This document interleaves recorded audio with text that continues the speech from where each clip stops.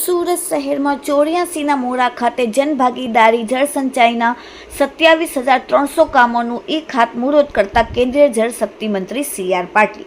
સમગ્ર ભારત માટે જળસંચય જનભાગીદારીનું રોલ મોડલ ગુજરાત બનશે. સમગ્ર દેશમાં 8,55,000 રેઇન વોટર હાર્વેસ્ટિંગના સ્ટ્રક્ચર બન્યા છે.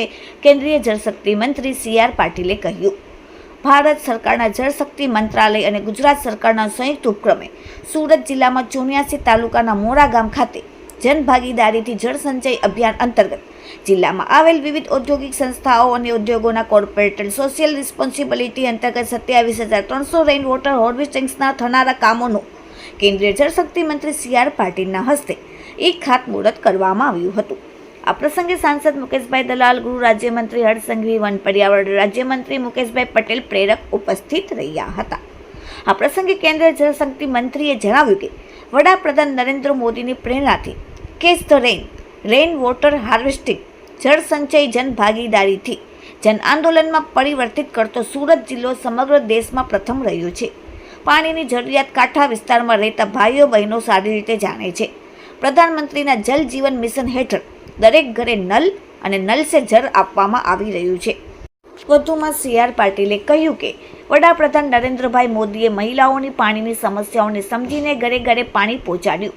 પહેલાં બહેનોને દૂર દૂર સુધી ચાલતા માથા પર બેડા ઉચકીને પાણી ભરવા જવું પડતું હતું.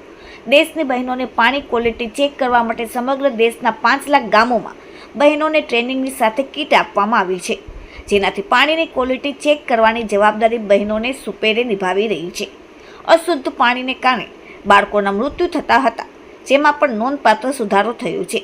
વડાપ્રધાનની પાણીની અનેક યોજનાઓને કારણે પરિવારજનોના આરોગ્યમાં સુધારો થયો છે.